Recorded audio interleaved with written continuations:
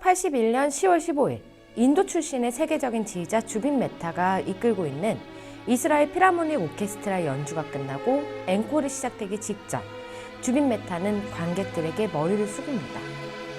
그리고 이어 나오는 앵콜곡은 장내 관객들을 경악시켰습니다. 연주가 시작되자 일부 관객은 자리를 박차고 나갔고요. 객석의 관객들은 소리를 지르며 오케스트라의 연주를 방해했습니다. 주빈 메타가 연주한 곡은 바로 바그너의 트리스탄과 이졸데 서곡이었습니다.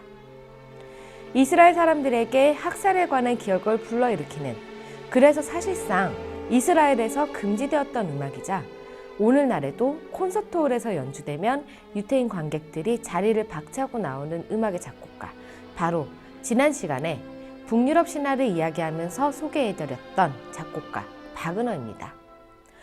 오늘의 일생 동안 많은 논란을 불러일으켰던 작곡가 바그너에 관한 이야기를 해볼까 합니다. 세상에는 두 종류의 사람이 있습니다. 바그너를 들어본 사람과 바그너를 들어보지 않은 사람, 혹은 바그너를 좋아하는 사람과 바그너를 싫어하는 사람. 바그너는 일생을 통틀어 많은 논란을 불러일으키며 여러 평가를 받고 있는 작곡가로 찬사와 비난이 공존했습니다. 브루크너는 자신의 교향곡 7번 느린 악장 코다에 바그너에게 바칠 음악을 쓰고 새 겹으로 축복받은 마스터라는 찬사를 보냈으며, 베르디는 바그너가 세상을 떠나자 위대한 사람이 우리 곁을 떠났다. 그의 이름은 예술사에 강력한 각인을 남길 것이다 라고 말했습니다. 드뷔시는 바그너에 대해 여명인 줄 알았지만 알고 보니 아름다운 황혼일 뿐이었다 라는 평을 남겼고요. 미국의 작곡가 찰스 아이브스는 물러빠진 감상주의자라는 평을 남겼습니다. 독일의 평론가이자 소설가인 토마스 만이 남긴 평은 아마도 바그너에 대한 가장 적절한 평이 아닐까 싶은데요. 그는 바그너에 대해 한 명의 사상가이자 인격체로서는 바그너는 수상적인 인물이다. 그렇지만 예술가로서의 바그너를 거부하는 일은 불가능하다라고 말했습니다. 바그너의 일생은 그야말로 방랑자 혹은 걸어다니는 스캔들 메이커로 이야기할 수 있는데요. 바그너는 일생 동안 보헤미안처럼 자유롭게 살며 빚을 지는 생활을 계속했다고 합니다. 그가 러시아의 리가에서 음악 감독으로 일하던 중 해임되자 파리로 건너가서 생활했는데요. 작곡가 마이어베어가 그를 도와줬음에도 불구하고 오페라 리엔치의 공연이 성사되지 못하자 1842년까지 극단적인 빈곤 속에서 살다 독일 드레스덴으로 건너갔습니다. 1843년 작센의 궁정악장이 되어 지휘자 겸 작곡가로서 베버의 후계자 자리를 차지한 바그너는 지휘자로서는 명성을 다져나갔지만 오페라가 연이어 실패한 데다가 혁명에 가담한 이후로 범죄자로 지목되어서 설상가상으로 수배자가 되어 다시 떠돌이 생활을 시작하게 되었습니다. 1861년 특별사면을 받은 후 빈에 자리 잡은 바그너는 자신의 집을 비싼 가구 등 사치품으로 장식하며 살다가 재정이 다시 파탄나게 됩니다. 그러면서 파산자가 되어서 빈을 떠나 스위스로 갔다가 1864년 슈투트가르트의 호텔에서 묵는 등 빚쟁이로 쫓기는 삶을 살았습니다. 바그너는 원래 4살 연상의 여배우 민나 플라너와 결혼했었지만 자신의 작품이 연이어서 실패하고 빚쟁이에게 쫓기는 신세가 되면서 힘든 상황에 놓였습니다.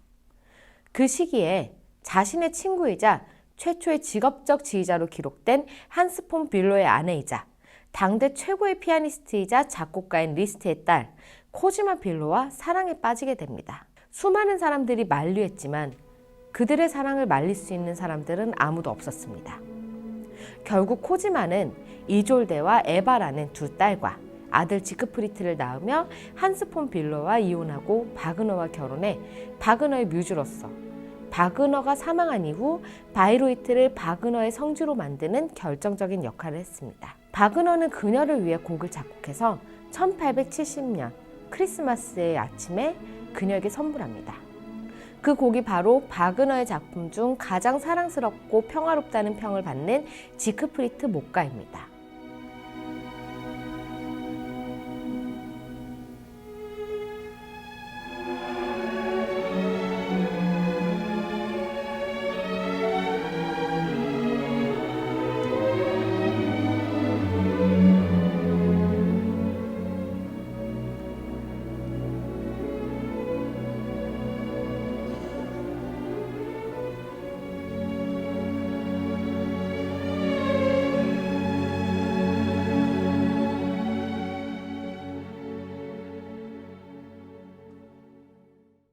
이렇게 바그너의 인생에서 많은 영향을 주었던 코지마의 사랑은 1883년 이탈리아 베니스에서 막을 내립니다. 바로 영국 출신의 소프라노 캐리 프링글과 바그너가 모종의 관계가 있다고 생각한 코지마가 바그너와 싸운 이후 바그너가 사망하면서 이 사랑이 끝나게 된 것이죠. 파란만장한 일을 겪었던 바그너에게 드디어 구원의 손길이 닿게 되는데요. 바로 자신의 완전한 팬인 바이에른 왕 루트비 2세를 만나게 된 것입니다. 바그너의 음악을 너무 좋아했던 루트비 2세는 작은 반지와 초상화를 바그너에게 보내서 미넨으로 바그너를 초청합니다. 그리고 바그너의 바닥난 재정 상태를 해결해 주었는데요. 특히 루드비 2세는 디즈니 신데렐라 성의 모티브가 된 노이슈반슈타인 성을 지은 인물이기도 합니다. 재밌는 건 이 성은 오직 루트비 2세가 바그너와 그의 오페라인 로헨그린에 푹 빠져서 취미로 지은 성이라고 합니다. 루트비 2세는 많은 신하들의 반대에도 바그너가 죽을 때까지 20년간 그를 후원했으며 바이로이트 극장을 설립하는 데 필요한 재정도 지원했다고 합니다. 그리고 바그너는 루트비 2세를 위해 국가예술을 위해 장기간에 걸친 예술 프로그램을 만들었는데요. 그것이 바로 니벨룽의 반지와 파르지팔 등의 작품이었습니다. 그리고 바그너 사후에 강력한 후원자를 만나게 되었는데요. 바로 우리에게 제2차 세계대전을 일으킨 인물로 알려진 아돌프 히틀러입니다.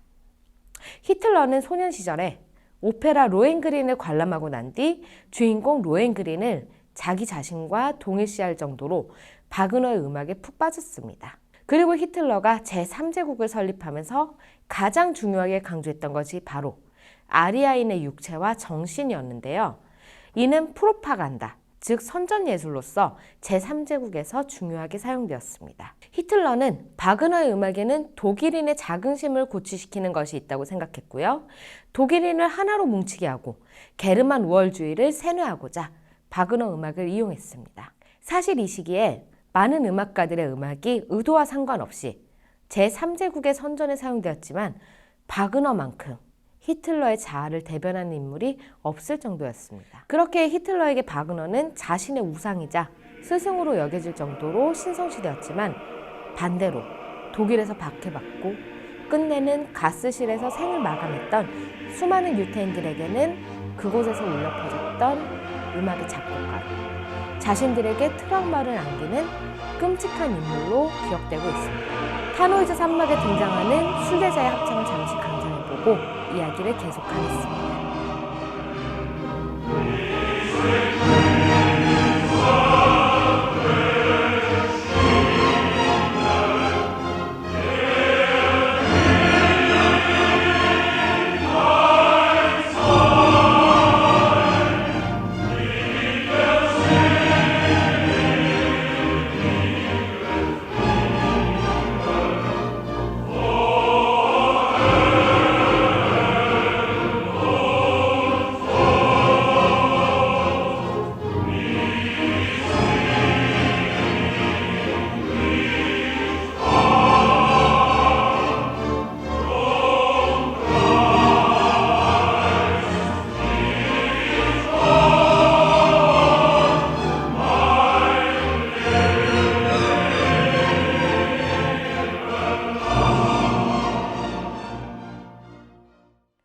예술가의 인성과 작품은 별개라고 생각할 정도로 바그너의 일생을 돌이켜보면 그를 추종하는 팬과 그를 비난하는 안티로 가득했습니다.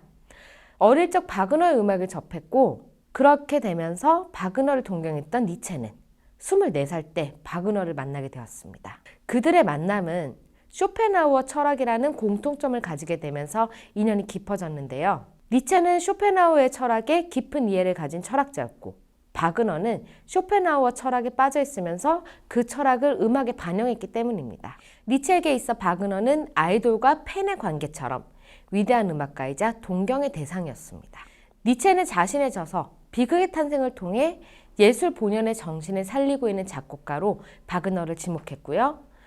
서로 정신적인 교감을 나누는 관계를 이어나갔지만 니체가 바이로이트 페스티벌에서 초연된 니벨룽의 반지를 보고 난 후 바그너가 종교에 굴복했다고 비판하며 경멸하게 되었고 바그너를 공격하는 저서를 쓰기 시작하며 최고의 팬이자 친구에서 안티로 돌아서게 되었습니다. 재밌는 건 정작 바그너는 크게 신경 쓰지 않았다고 합니다.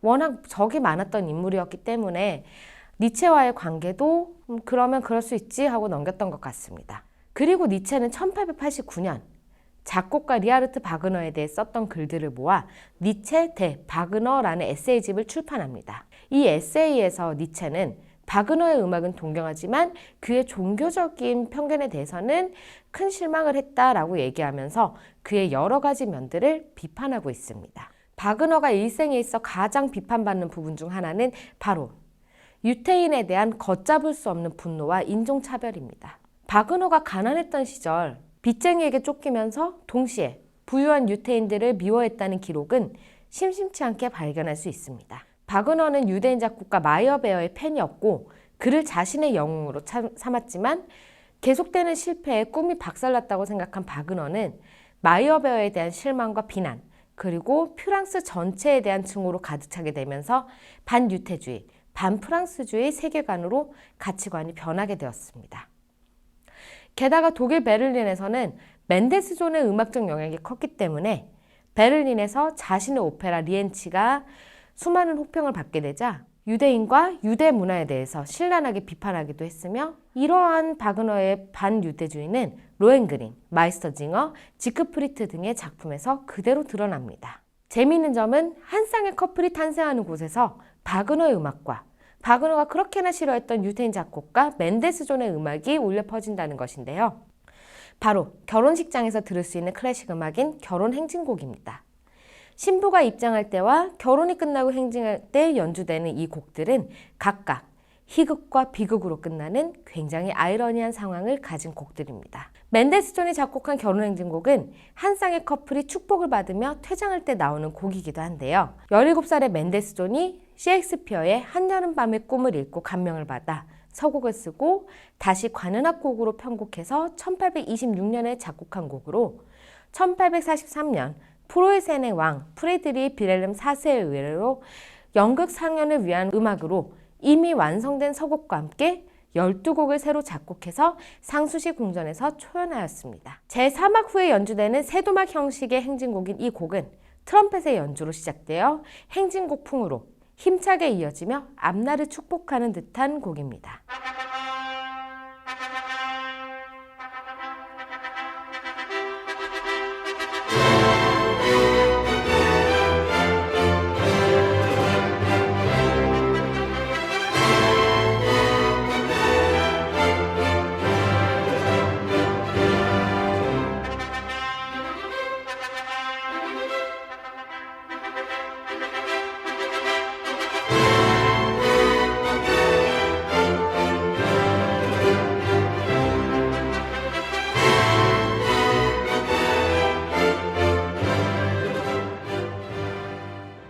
반대로 바그너가 작곡한 결혼행진곡은 엄숙하고 고요하게 울려 퍼지며 신부가 입장할 때 나오는데요.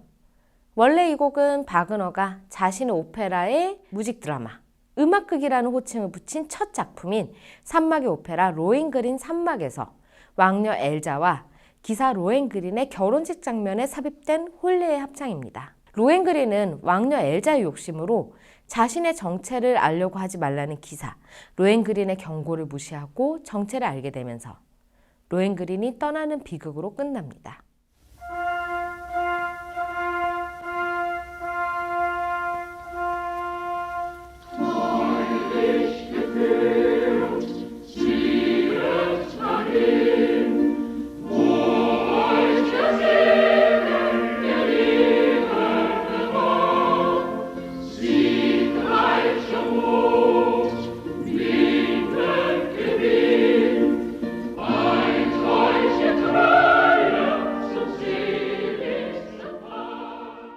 사실 바그너는 자신이든 자신 주변의 요인이든 여러 가지의 문제로 우리에게는 이름은 익숙하지만 곡으로는 잘 알려지지 않은 작곡가라고 이야기할 수 있습니다. 그래서 바그너라는 인물을 다루는 것 자체가 굉장히 조심스러운 면이 있는데요. 다만 바그너의 음악과 인생을 통해 음악을 감상하는 우리들은 음악을 볼 것인가, 음악가를 볼 것인가 하는 선택의 문제를 갖게 된다고 이야기할 수 있습니다. 다음 강의에서 만나 뵙겠습니다. 감사합니다.